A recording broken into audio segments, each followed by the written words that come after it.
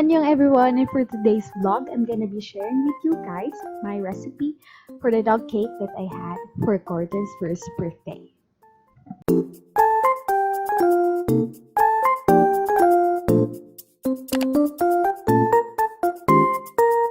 Annyeong! Here's the recipe and instructions. Carrots,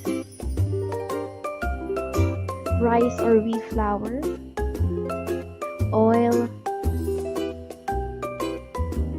ground meat or tuna, eggs, and we also need water.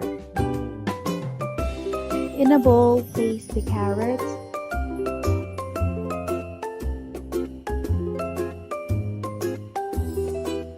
add the 2 eggs,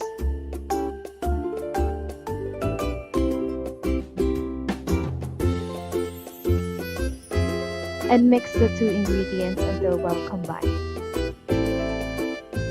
Add the ground meat or tuna and mix it again until well combined. Next is add the rice or wheat flour and then mix it until well combined. And also we need to add oil and water. I just forgot to include it in the video, I'm really sorry. Place our dough batter into a greased cake pan, so when it is done you can easily take out the cake from the pan. Spread our dough batter into the pan evenly so we can have a flat cake afterwards.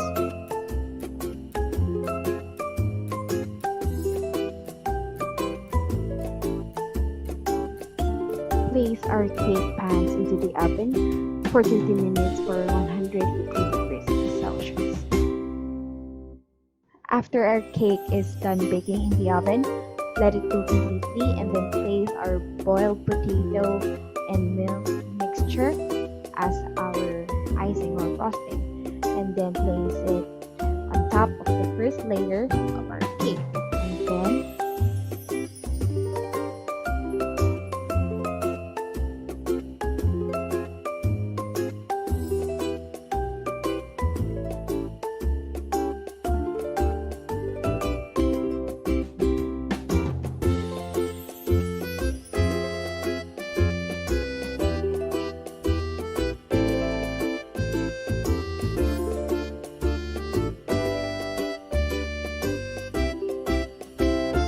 add some carrots to your cake.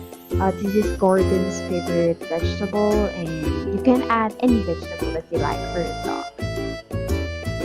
Add the second layer of cake.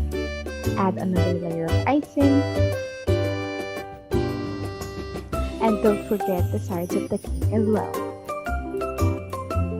And for decoration and another way of spoiling Gordon or your dog, add a huge amount of carrots on top of the cake.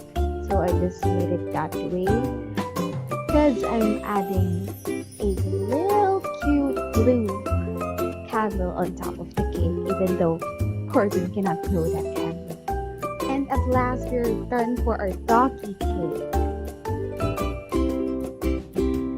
And I'll be sharing with you guys some clips of Gordon's first birthday.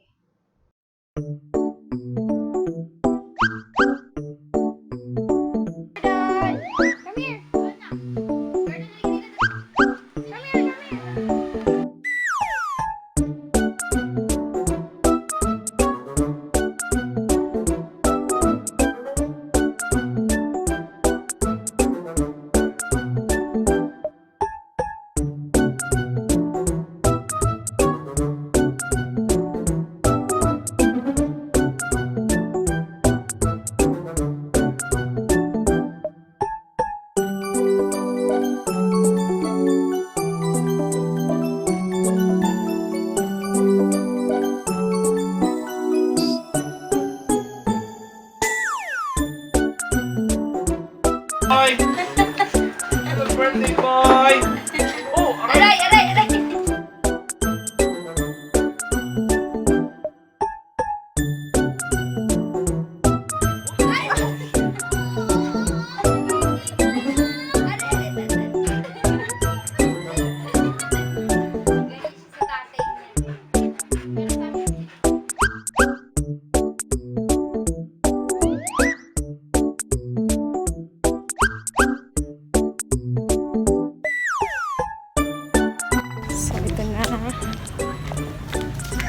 cake.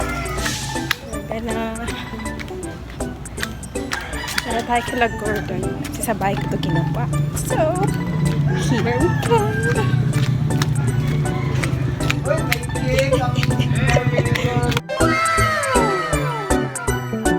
Magbo-vlog na daw kasi siya. Garland! Yung cake daw kasi niya. Happy birthday to you.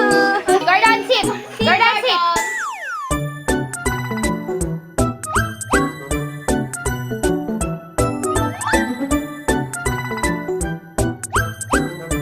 Happy birthday!